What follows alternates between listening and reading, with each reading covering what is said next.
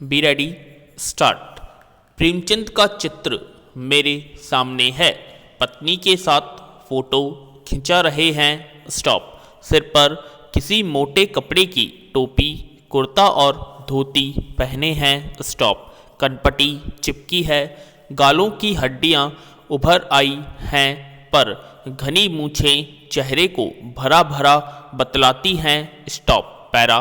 पाँवों में कैनवस के जूते हैं, जिनके बंद बेतरतीब बंधे हैं। स्टॉप। लापरवाही से उपयोग करने पर बंद के सिरों पर की लोहे की पतरी निकल जाती है और छेदों में बंद डालने से परेशानी होती है। स्टॉप। तब बंद कैसे भी कस लिए जाते हैं। पैरा। दाहिने पांव का जूता ठीक है, मगर बाएं जूते में बड़ा छेद हो गया है, जिसमें से अंगुली बाहर निकल आई है। पैरा। मेरी दृष्टि में इस जूते पर अटक गई है। सोचता हूँ, फोटो खिंचाने की अगर यह पोशाक है तो पहनने की कैसी होगी। नहीं, इस आदमी की अलग अलग पोशाकें नहीं होगी। इसमें पोशाकें बदलने का गुण नहीं है। यह जैसा है वैसा ही फोटो में खिंच जाता है। पैरा। मैं चेहरे की तरफ देखता हूँ। स्टॉप। क्या तुम्हें मालूम है, मेरे साहित्यिक पुरखे की तुम्हारा जूता फट गया है और अंगुली बाहर दिख रही है। क्या तुम्हें इसका जरा भी एहसास नहीं है। स्टॉप। जरा लज्जा, संकोच या झेप नहीं है। क्या तुम इतना भी नहीं जानते कि धोती को थोड़ा नीचे खींच लेने से अंगुली ढक सकती है, मगर फिर भी तुम्हारे चेहरे पर बड़ी बेपरवाही, बड़ा विश्वास है। स्टॉप। फोटोग्राफर ने जब रेडी प्लीज कहा होगा, तब परंपरा के अनुसार तुमने मुस्कान लाने की कोशिश की होगी। दर्द के गहरे कुएं में तल में कहीं पड़ी मुस्कान को धीरे धीरे खींचकर ऊपर निकाल रहे होंगे कि बीच में ही क्लिक करके फोटोग्राफर ने थैंक यू कह दिया होगा। स्टॉप। विचित्र है यह अधूरी मुस्कान। यह मुस्कान नहीं, इसमें उपहास है, व्यंग्य है। स्टॉप। पैरा। यह कैसा आदमी है जो खुद तो फटे जूते पहने फोटो खिंचा रहा है, पर किसी पर हंस भी रहा है। पैरा। फोटो ही खिंचाना था तो ठीक जूते पहन लेते या न खिंचाते। स्टॉप। फोटो न खिंचाने से क्या बिगड़ता है।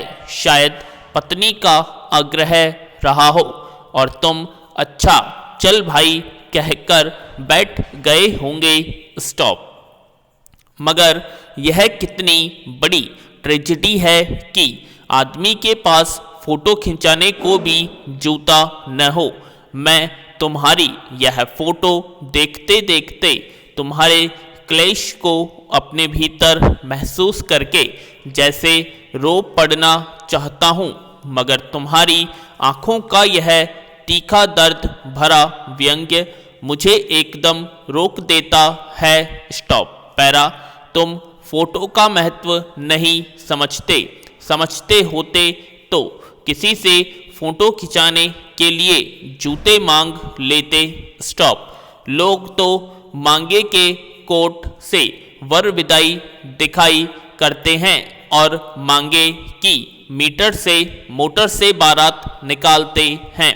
फोटो खिंचाने के लिए तो बीवी तक मांग ली जाती है। तुमसे जूते ही मांगते नहीं बने। स्टॉप। तुम फोटो का महत्व नहीं जानते। लोग तो इत्र चुपड़कर फोटो खिंचाते हैं जिससे फोटो में खुशबू आ जाए। गंदे से गंदे आदमी की फोटो भी खुशबू देती है। पैरा।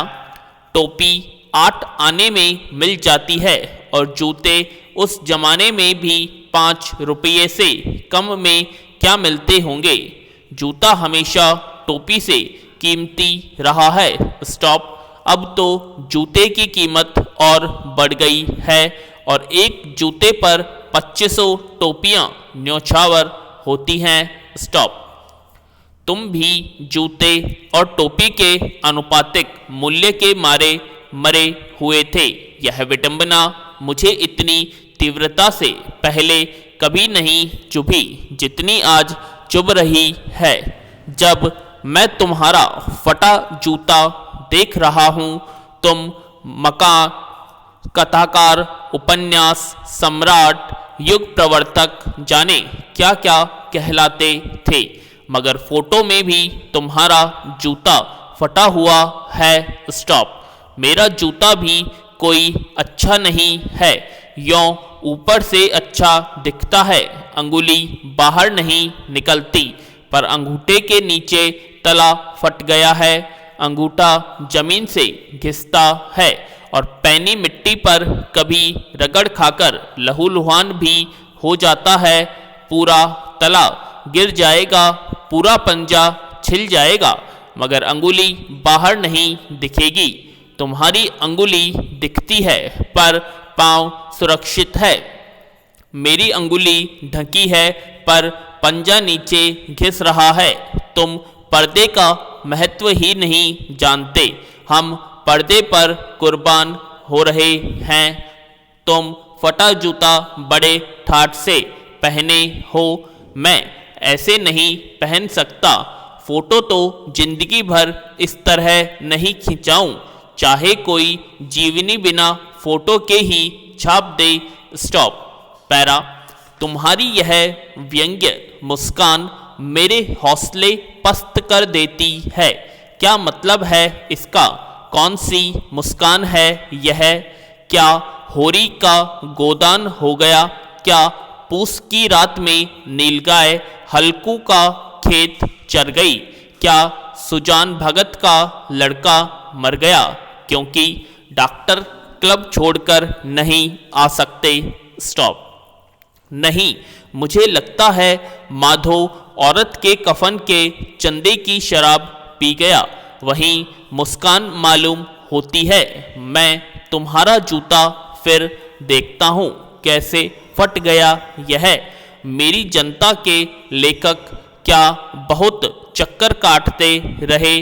क्या बनिए के तगादे से बचपन के लिए मील 2 मील का चक्कर लगाकर घर लौटते रहे?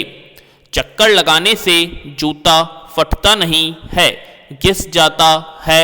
कुंबन दास का जूता भी फतेहपुर सीकरी जाने आने में घिस गया था, उसे बड़ा पछतावा हुआ। स्टॉप। उसने कहा, आवत जात पनहैया घिस गई, बिसर गयो हरि नाम, और ऐसे बुलाकर देने वालों के लिए कहा था, जिनके देखे दुख उपजत है तिनको करबो परे सलाम। चलने से जूता घिसता है, फटता नहीं। तुम्हारा जूता कैसे फट गया पैरा? मुझे लगता है तुम किसी सख्त चीज को ठोकर मारते रहे हो, कोई चीज जो परत पर परत सदियों से जम गई है, उसे शायद तुमने ठोकर मारकर अपना जूता फाड़ लिया। कोई टीला जो रास्ते में खड़ा हो गया था, उस पर तुमने अपना जूता आजमाया। स्टॉप। पैरा। तुम उसे बचाकर उसके बगल से भी तो निकल सकते थे, टीलों से समझौता भी तो हो जाता है। सभी नदियाँ पहाड़ थोड़े ही फोड़ती हैं, कोई रास्ता बदलकर घूमकर भी तो चली जाती है। स्टॉप। पैरा।